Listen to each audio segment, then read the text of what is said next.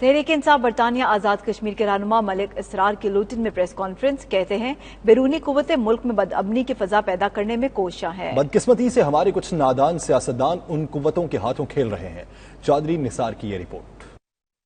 لیوٹن میں تحریک انصاف برطانیہ آزاد کشمیر کے رہنما ملک اسرار نے پریس کانفرنس کرتے ہوئے کہا کہ پاکستان اس وقت نازک دور سے گزر رہا ہے۔ بھارت سرحدوں پر ہر روز جارحیت کر رہا ہے۔ ایسے میں مولانا فضل الرحمان کا آزادی مارچ کشمیریوں کی تحریک آزادی پر وار کرنے کے مترادف ہے۔ ان کا کہنا تھا کہ مولانا کو ہوش کے ناخن لینے چاہیے۔ 27 اکتوبر یوم یکجہتی کشمیر کا دن ہے۔ مولانا اسی دن مارچ کر کے کیا ثابت کرنا چاہتے ہیں؟ 27 اکتوبر کو جب کشمیریوں کے ساتھ اظہار یکجہتی کرنا ہے تو انہوں نے پاکستان کے اندر اسی دن میں سمجھتا ہوں کہ حکومت وقت کو ڈی اسٹیبلائز کرنے کے لیے، اپنے سیاسی مفادات کو حاصل کرنے کے لیے میں سمجھتا ہوں کہ انہوں نے 27 اکتوبر کو مارچ کا اعلان کیا، جس کی پی ٹی آئی مکمل طور پر اس کی مذمت کرتی ہے۔ گزشتہ 35 سال سے لندن میں انڈین ہائی کمیشن کے باہر مظاہرہ کرتے آ رہے ہیں اور اس مظاہرے کو ہر صورت میں ہونا ہے۔ کشمیری کمیونٹی پوری طرح ریکگنائز ہے، پاکستانی کمیونٹی ریکگنائز ہے،